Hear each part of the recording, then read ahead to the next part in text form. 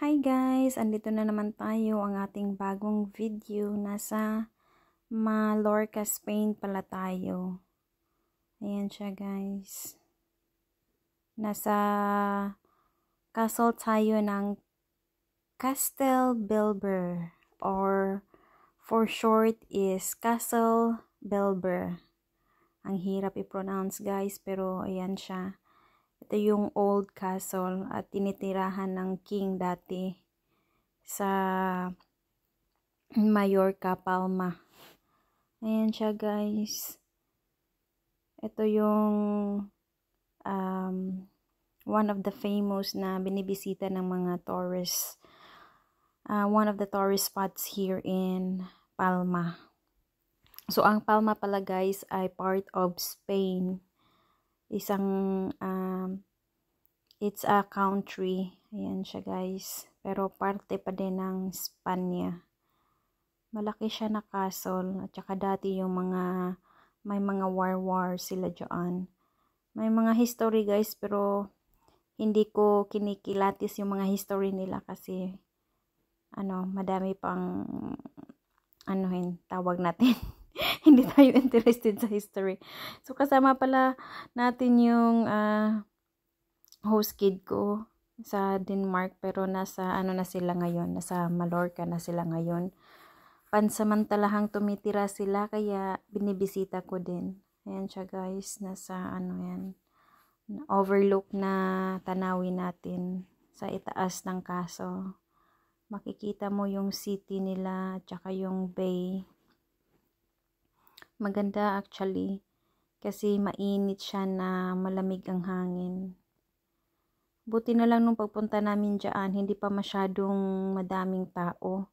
Kasi nung lumabas na kami guys, ay parang 3 or 4 na bus yata yun. Dumating sila. Ayan. May mga naman ibang tourists. Pero konti pa lang pang tao. Ayan siya guys. Napakaganda talaga. Actually, gusto ko pang bumalik doon, pero maybe, next time na lang. So, pangalawang beses ko na palang pumunta sa Mallorca. Ayan siya. Before ako pumunta sa Canada, kasi isang request ng aking alaga ay talagang si Lucy magpunta sa Mallorca o Palma. Ayan guys.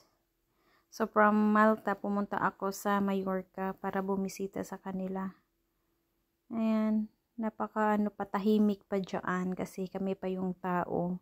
Actually, nasa mga na yan, mga bandang hapon na yata to. Pumupunta kami kasi nga mainit pag maaga naman. Nasa mga 12, kaya chill muna tayo kasi malaki talaga yung castle guys. Tsaka maganda yung mga tanawin. At ito naman yung mga palamuti nila. Hindi ko alam yung talagang history nila guys, pero very interesting. At well preserved. Talagang well preserved talaga yung castle nila guys. Ayan yung mga antique. So sa iba't ibang larawan guys, may history talaga siya, pero hindi ko binabasa kasi nga nagvi-video lang ako. Ayan yung mga history nila. Yung iba pinugutan ng mga ulo, yung iba yung mga guys, history. Ayan siya. So may mga pari dyan, may mga bata, may mga kung ano yung mga history nila dyan. Ayan siya. Napakadami kasi nila. Ayan yung paa, naputol, pinutulan ng katawan. Yung pare, ganyan. May bata. So iba-iba. Sa ibang kwarto, iba-iba yung mga design. Anong design? Design. Hindi pala yung design. yung display pala nila dyan. Ayan siya. Si Cardinal. So, nangyayari talaga ito sa totoong buhay, guys. Hindi lang siya pa-display. Pero talagang totoong buhay na may history talaga siya. Ayan, guys. So, it's a museum na parang yung castle nila, ginagawa nila museum na kung ano yung history dati nila. Ayan yung mga nakuha nung dati pang before nag-war sila.